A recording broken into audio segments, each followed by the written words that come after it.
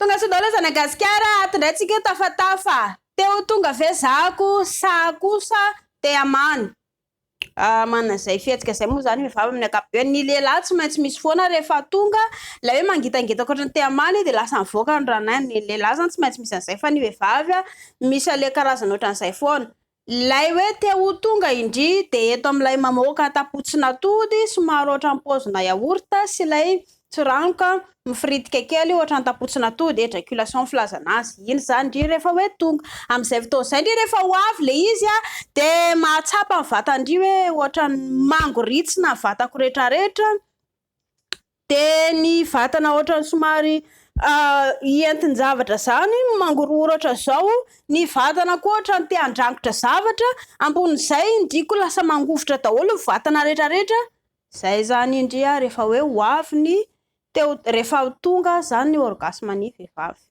Manana zay ndry misy fotoana koa somary ohatra lasa te hanaikitra zay sika te hanaikitra, tsy manino zay fa zay le izy efa natoraly amintsika izay. Zay ilay antsoina le hoe tonga ny vehivavy tonga. Raha ny tokony ho izy manana zay fahatongavana zay daholo ny vehivavy rehetrarehetra rehefa miaraka amin'ny lehilahy na de indray mandeha fotsiny azy. Maro be mantsy mandefa message eo amin'ny anao zay opposite raha ohatran'ny tsy tare mihitsy atao miaraka ihany zay rehefa ohatran'ny tsy hita mihitsy fafinaretana ataonao hoe fa inona tsy mampety le izy. Raha tsy nisy an'izay fihetana le mangorovitika sy mangoritsina sy izay le mientanetana mangitangitaka izay zany ndria na mangomongofotra ny vatana na koa hoe le miofotrofotra de avy eo misy le tapotsina mivoaka dika zay tsy zavatra nataondry zany tao. Ianareo anankiroa miaraka miasa tsara mba tonga zay hivoaka. Ny fandroa indray de eto amin'ilay fontaine ilay rano mipiritika be ohatran'ny rano be lehibe. Iny amin'ny ankapobeny ny vehivavy ngeza matetika misy an'izay tsy ny vehivavy rehetrarehetra fa miankina amin'ny vehivavy ngeza arakaraka ny vehivavy ihany le izy. Eo ihany koa miankina amin'ny fahaizan'ny lehilahy raha ohatra ka mahay mampirevy tsara ny lehilahy de mety le izy raha ohatra ka fa raha ny lehilahy kosa 2 minitra de tonga tsisy fafinaretana azo vehivavy mihitsy teo nankely raha noho izany miezaka zany lehilahy manao zay ampientana tsara ny vehivavy zay elahy vao zay ny vehivavy vao mahita ilay tsiranoka betsaka.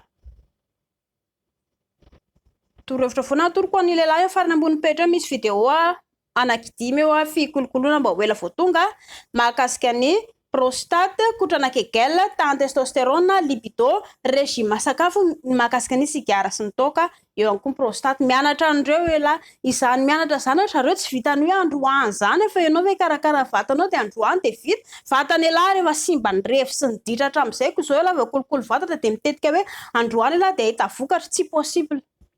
Zay mahakolokolo manana soa. Isan'andro isan'andro ianao no mikolokolo vatanao raha ohatra ka te ho salama. Ho an'ny vehivavy ihany koa raha ohatra ka tia indrindra mba hitsan'izay le fientana mahafinaritra tsaratsara, môlamôla sy mety be zay ankafizo ilay ataon'ilay lehilahy, tiavo aloha ilay lehilahy, ankafizo ataony mikitika andrisy, tsara be zany, manafisafandrio, mety be zany, mambata andrindra izy, tena tsara be zay. Rehefa mifanampy mifanetinao ohatr'izay nareo anankiroa de mety io tsara io lasa mamoaka rano tsara mihitsy indray avy eo.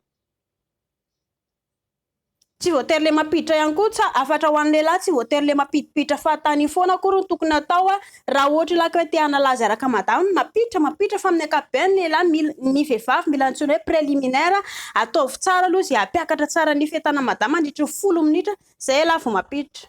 Raha tsy izay tsisy zava-pata madama atao anatiny tao. Maso to.